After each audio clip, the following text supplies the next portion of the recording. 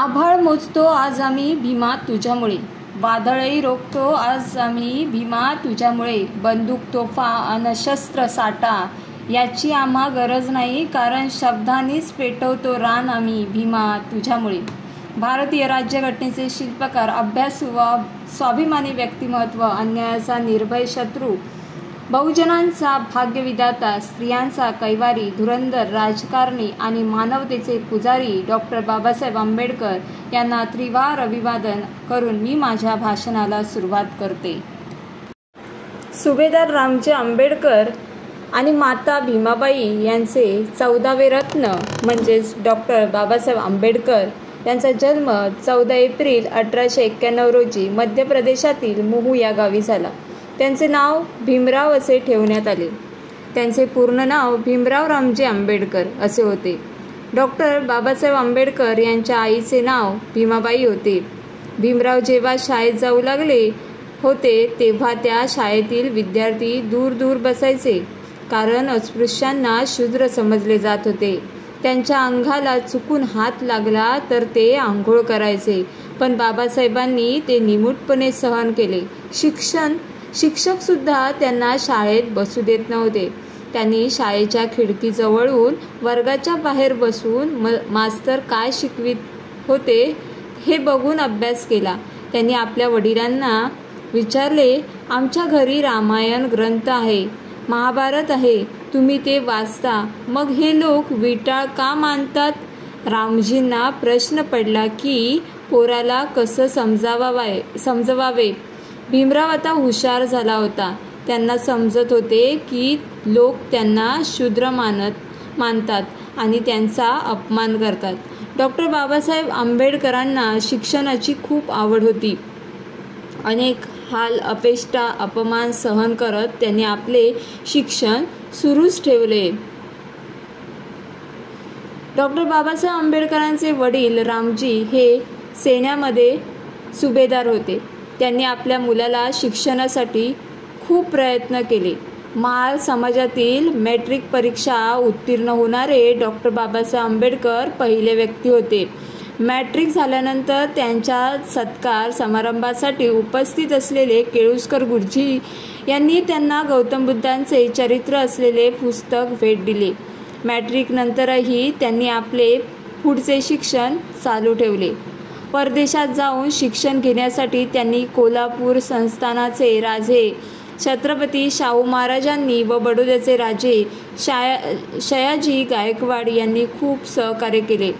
परदेशातून शिक्षण पूर्ण करून आल्यानंतर डॉक्टर बाबासाहेब आंबेडकर यांनी ठरल्याप्रमाणे बडोद्याचे राजे शयाजीराव गायकवाड यांच्या राज्यामध्ये नोकरी करण्याचे ठरविले.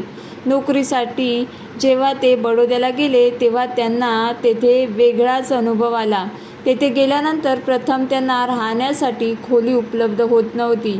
त्यानंतर बडोद्याच्या संस्थानामध्ये एका मोठ्या पदावर असूनही तेथील कर्मचारी त्यांना हीनतेची वागणूक देत होते. त्यातच त्यांचे वडील रामजी आंबेडकर यांचा मृत्यू झाला. आपण इतके शिक्षण घेऊनही आपल्याला जर अशी वागणूक मिळत असेल तर समाजातील आपल्यासारख्या इतर लोकांची परिस्थिती कशी असेल याची कल्पना करणे अशक्य होते. म्हणून डॉक्टर बाबासाहेब आंबेडकरांनी तेथून पुढे आपल्या शिक्षणाचा उपयोग आपण या देशातील रंजले गांजल्यांसाठी, अस्पृश्यांसाठी करण्याचे ठरवले. डॉक्टर बाबासाहेब आंबेडकर यांनी वाचनाची खूप आवड होती. पुस्तकासाठी घर बांधणारे डॉक्टर बाबासाहेब हे पहिले व्यक्ती होते. डॉक्टर बाबासाहेब आंबेडकर 18 तास अभ्यास करत होते. त्यांनी अनेक विषयांवर संशोधनपर लेखन केले आहे. त्यांनी अनेक विषयांपरी पुस्तकांचे लेखन केले आहे. त्याचबरोबर त्यांनी अनेक वृत्तपत्रे प्रसिद्ध करून त्यामध्ये लेखन केले आहे. डॉक्टर बाबासाहेब आंबेडकर यांचा विवाह रमाबाई यांच्याशी झाला. रमाबाई ह्या गरीब घराण्यातील होत्या. त्यांनी बाबासाहेबांच्या खांद्याला खांदा देऊन त्यांच्या शिक्षणात मदत केली. रमाबाईंनी सोन्या चांदीची कधी आशा केली नाही. कपाळाचं कुंकू हेच त्या आपला दागिना समजत असत. आपल्या भारत देशात सर्वात जास्त शिक्षणाच्या पदव्या बाबासाहेबांनी घेतल्या आहेत. बॅरिस्टर बनून त्यांनी दलितांना हक्क मिळवून दिला.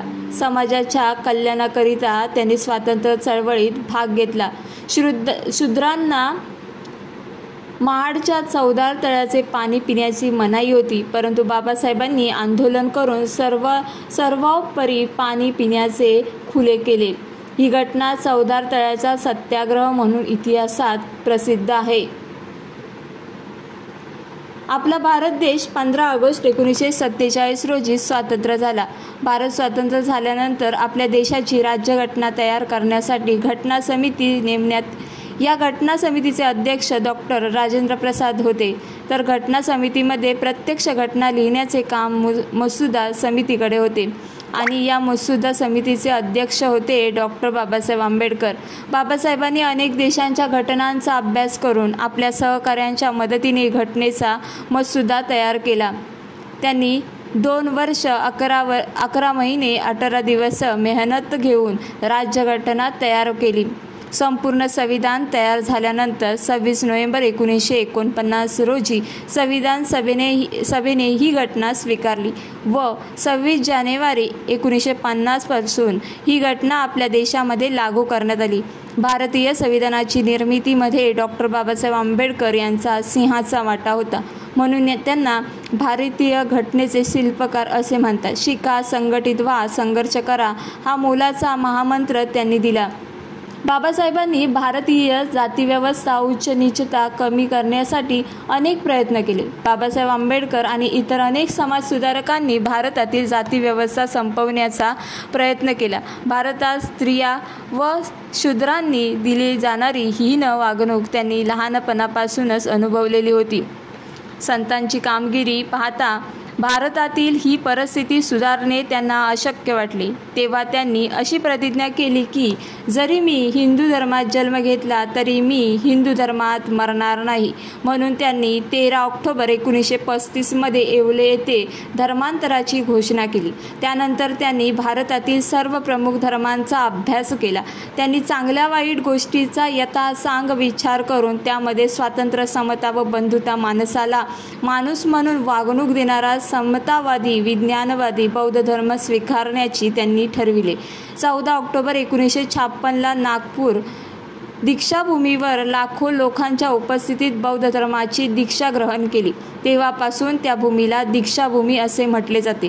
या देशातील समता, स्वातंत्र्यता, एकता टिकून राहावी म्हणून त्यांनी आंतरजातीय विवाह 15 एप्रिल 1948 रोजी डॉक्टर सविता कबीर या ब्राह्मण मुलीशी केला.